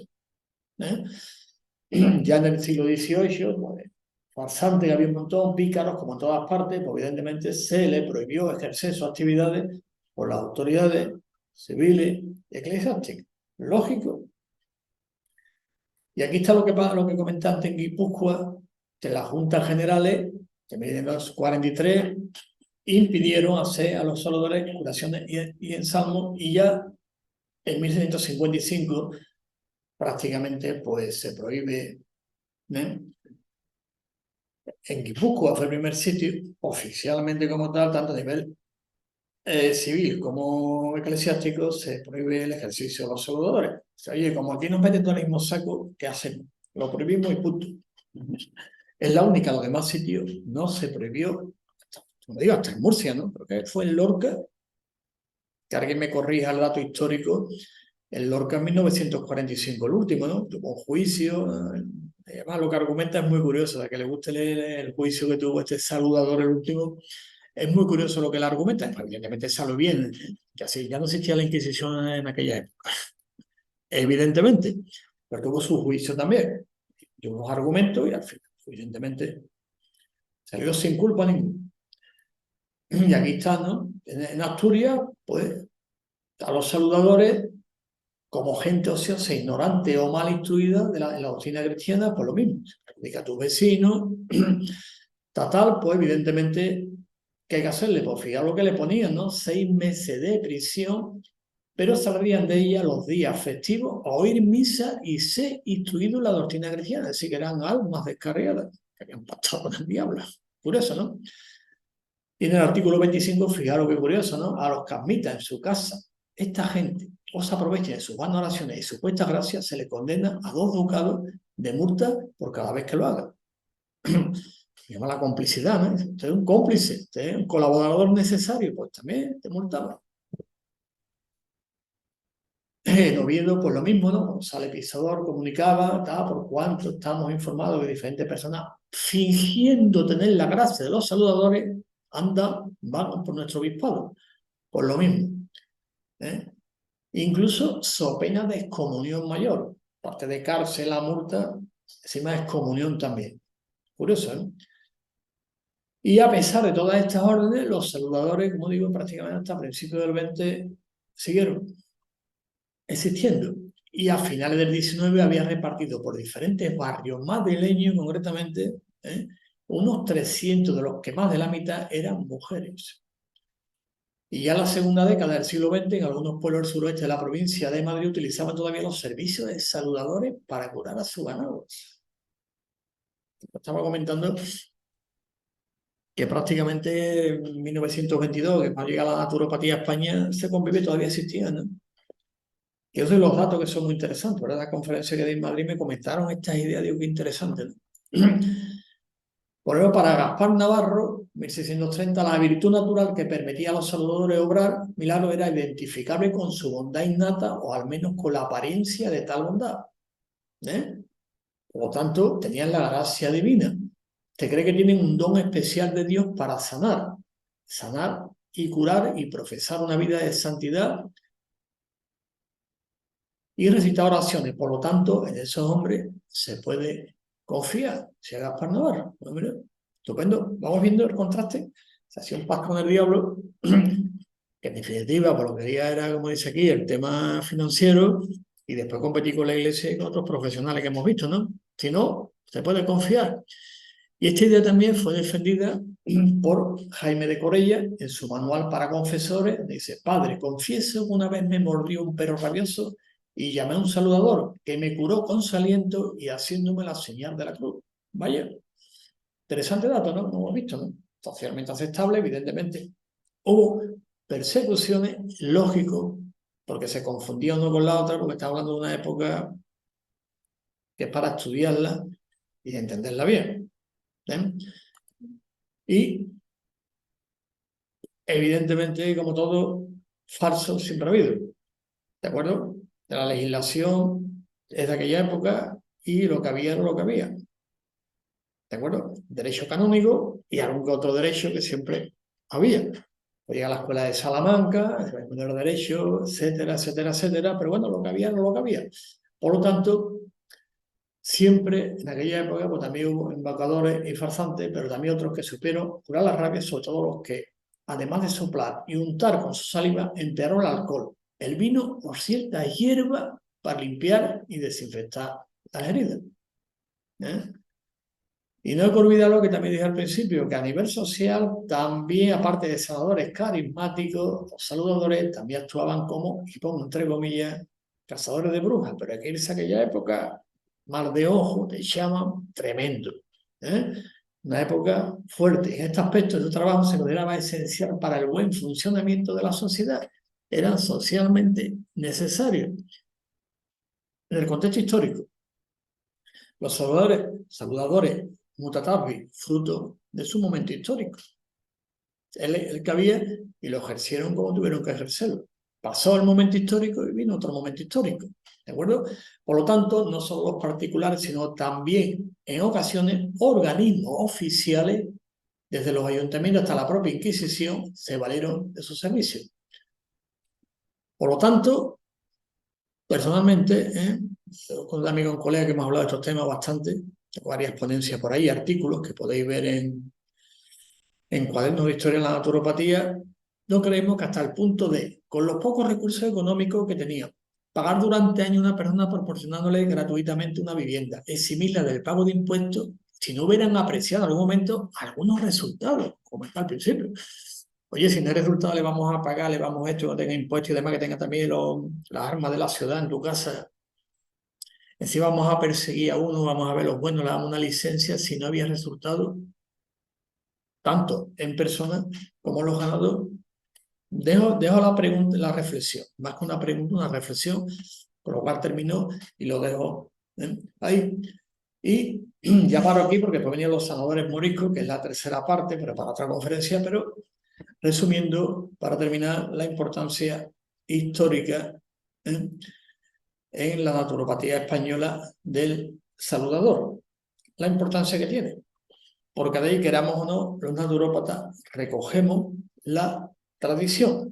Pero la tradición hoy en día es tradición más ciencia es igual a naturopatía. Como decía un gran naturópata que le preguntaba, dice, ¿qué es la naturopatía? Dice, pues la medicina tradicional, pero con base científica. Naturópata llama John Baptist, creo que considerado el padre de la naturopatía moderna, dio esta famosa frase cuando le preguntaron por qué. Pues bueno, es importante destacar esto, que sí, que la tradición es importante, pero evidentemente no vamos a volver, por lo menos, nuestra cultura en España, volver otra vez al tema este, volvemos otra vez a que no. Pero tiene un sentido histórico, sí. Tiene también, vamos a recoger, diríamos, una visión histórica, una visión cultural y una visión también espiritual. Pues sí, eso sí que se recoge sin ningún tipo de problema. Después está la práctica, evidentemente, en praxeología naturopática, y una base científica. El espíritu, sí, evidentemente recogido. ¿De acuerdo? Aquí os pongo la referencia bibliográfica, por si queréis un poquito pues, profundizar sobre los mutatabis. Y sobre los saludadores, algunas obras, artículos, hay algunos más, pero con esto se puede ampliar todo lo que estaba comentando y después puedes consultar Cuadernos de Historia de la Naturopatía, hay saludadores, creo que hay 4, 5 o 6 artículos sobre el tema, más después toda una amplia literatura al respecto de los saludadores. He intentado explicar en esta ponencia su importancia histórica en su momento histórico. Así que muchas gracias por la atención prestada y si queréis ponerse en contacto conmigo, pues con la asociación que represento, en la web nuestra, que es colegionaturopata.es, o directamente a mi correo electrónico naturopatiadigital@gmail.com, y en las redes sociales ponéis naturopatas col, naturopatas colegiados, y ahí nos vais a encontrar. Y cualquier pregunta al respecto de lo que estaba comentando, críticas, dudas, debate, es importante porque así es como avanza la ciencia, mediante el debate, mediante la crítica, que eso no está cerrado. Aquellos que dicen, esta es la verdad absoluta. La ciencia no busca la verdad. La ciencia lo que busca es contrastar hipótesis. El que diga, esta es la verdad, y el que no piense como yo está equivocado. Pues mire usted, eso no es ciencia ni es nada. Se llama ideología, por ponerle un término suave. Sin cualquier crítica, idea, la contrastamos, la debatimos y la ampliamos. Así que muchas gracias por su atención y nos vemos otro día.